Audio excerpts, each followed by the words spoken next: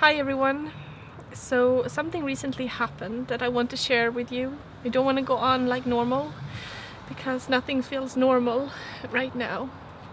And me and Nat wrote this text so I would have something to go off from because I hope I'm gonna make it through this video. So on the morning of September 11th, 2017, my dear father-in-law and fellow YouTuber Joe Rea died unexpectedly of a heart attack at the age of 69. We are shocked and completely devastated by this loss. Not only was he a father, son and husband, but he was a vital part of this channel. You often don't see what goes on behind the scenes, but he was very much a part of this channel and a huge part of my life. As many of you know, I'm from Sweden and my family is far away. And ever since I met him and Marianne, they have welcomed me into their lives with open arms and looked at me as a daughter completely. And he has very much been like father to me. Now, this channel is very much a part of our lives, and he was the first one helping and supporting with every project. Even though I am the face of the channel, my family is completely behind me, usually off camera, but he was more than willing to lend a hand on camera as well, and he liked that. Is that good, Lynn? Now, we have set up a GoFundMe campaign if anyone out there can help the family with expenses in this time of need, and there is a link to that in the description.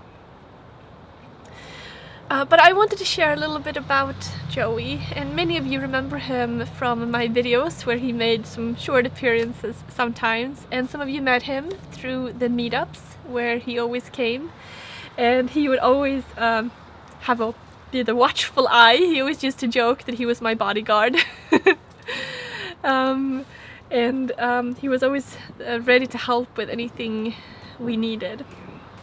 He was the first to like a post on Twitter or Instagram, and anytime we reached another 1,000 subscribers on YouTube, he would send a text message full of funny and happy emojis. And ever since I taught him how to use emojis on the phone, he's been going crazy with them. He just loves them. So that was always so nice to get those messages. Now, when you grow up with someone, you remember them in a certain way, and when you know them in passing, there may be something that you connect with. But when they are family and they work with you more or less every day for years, the loss is immeasurable and so direct. I put this video together for my subscribers to let them know what's going on with me, but it is also for his family that he hasn't seen in a long time, and for people he knew but who didn't really know him. He leaves behind most directly a wife, 2 sons, me and Darwin. Tell him to stay if you want him to stay. Stay there. Comedy act. He also has his 96 and 93-year-old parents whom he talked with almost every day, as well as a sister and old friends he recently reconnected with. Lives can be long or short, but you never really know the whole person. They matter and interact with you in a way that they do not to someone else. So you have a picture and it's often what they want you to see. But lives are never linear or simple. There's always change and loss and unexpected failures. Our value to others is what I see most in him. His dependability and solid sense of family. There was probably no greater concept to him than family. He loved sharing stories of his own family, parents, grandparents, great-great-grandparents, that kind of thing. He loved that. And all of us benefited by his being strong and present. Since we have been taking videos and photos for so long, well before I started this channel, we have recorded his impact on our lives, although I wish we had more. From painting and building. He recently started doing art, painting, and he very much enjoyed that. My latest hobby, art. I've always enjoyed it, taking a stab at it, and perhaps you'll like what you'll see here, and perhaps you won't. But amateur, I am. So. To discussing and planning, and he was very much part of discussing ideas for the channel, and he just had so many opinions about so many subjects in general. And just being around to help in any way. He always got annoyed when we did something and didn't ask for his help, and he was like, "Why didn't you contact me? I could have been there, I could have helped out." That was just the kind of person he was. He was with us when we bought the house, when we refinished the floors, when we remodeled the kitchen, built the shop, made the patio, seeded the lawn, dug the trenches, and removed fence posts, and started this channel and a million other little projects and things. As a matter of fact, just the day before he died, he was talking about how he wanted to repaint our house before the rains came. There were also like funny, quirky things, which I don't think everybody really got to see. He was a very strong independent, often a contrarian about politics, and he often wrote in like his candidate for president in the field because he would never accept what the world gave him.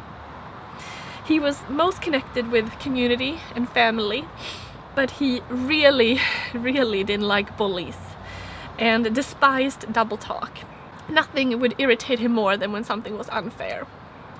A couple of years ago, we all participated in this little self-test about sharing money, like how generous were you, or how fair were you. And he was by far the most fair of us all, and I was never really that surprised by those results.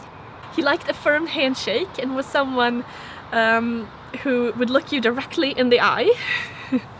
And instead of what a politician would say, he would judge them by their ability and their willingness to look him in the eye and whether they had a very strong and solid handshake.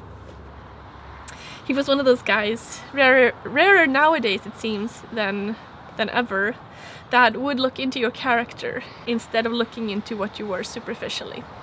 Not that he couldn't be funny, or at least we thought he was when he would throw out his $5 words. Like bullets when he thought someone was disingenuous. And sometimes we would have a good time doing these little games. Name 5 50-cent words as fast as you can. Calumny, didactic, perspicacious, vituperative, obstreperous. How many 50-cent words can you say in 60 minutes? 60 minutes. Now, the physical loss to the channel is calculable, but the creativity and the spirit that he brought can only be designated as a major loss. Someone you know when you're young knows you in a way that is individual, as does anyone you really come across. Most people hide all sorts of things they don't want known. And at different times of your life, you think of what people want to know about you. But really, the histories are not written by you, but by everyone you have met and had an impact on, and he made an impression on so many people. We were dependent on his structure. There's a difference between what you remember and what someone means to you.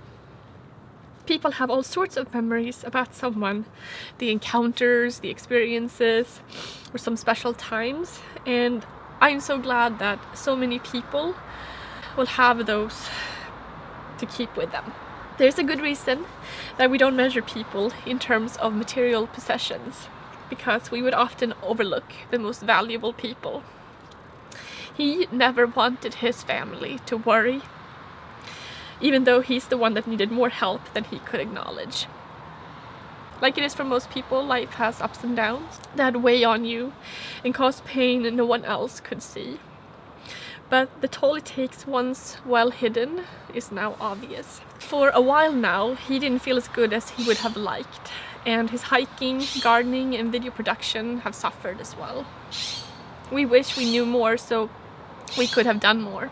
But in many ways, maybe all the projects geared towards him lately were an unconscious recognition that his time was shorter than anyone wanted to acknowledge. True loss is not experienced in a moment. It grows as the realization of time increases. When you're near someone so much, the initial grief is followed by a horrible realization of change. Everything is going to change.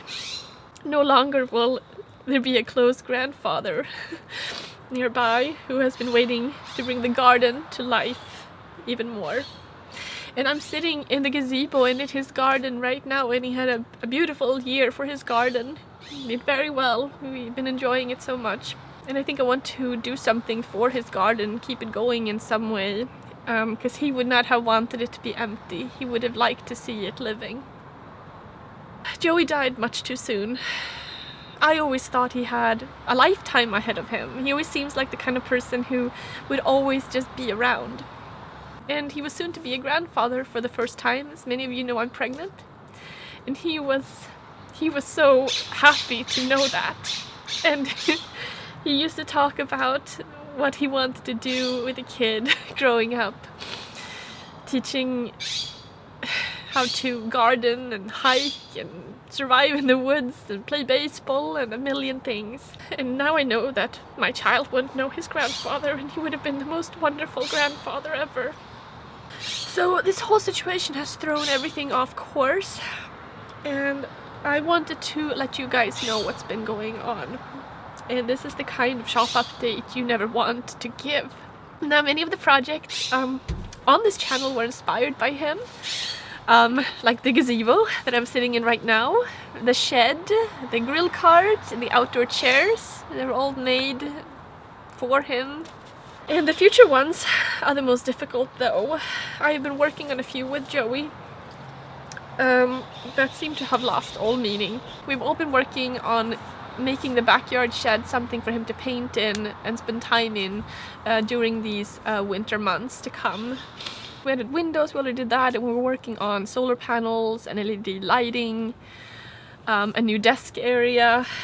This was all going to be videos, but that all stops now because those projects are all meaningless without him. The channel will probably change in some ways. I don't know how exactly. All I know is that he was here for us every day, and then he was not. So if you would like to help the family this time of need, we have set up a GoFundMe page to help with expenses. And I want to just thank you for listening to me and letting me share some thoughts about this man who impacted my life so much. And I'm really thankful to have known him and to have been part of his life. Happy birthday! Thank you, Lynn. Happy birthday! Happy birthday. Salud. Tanti auguri.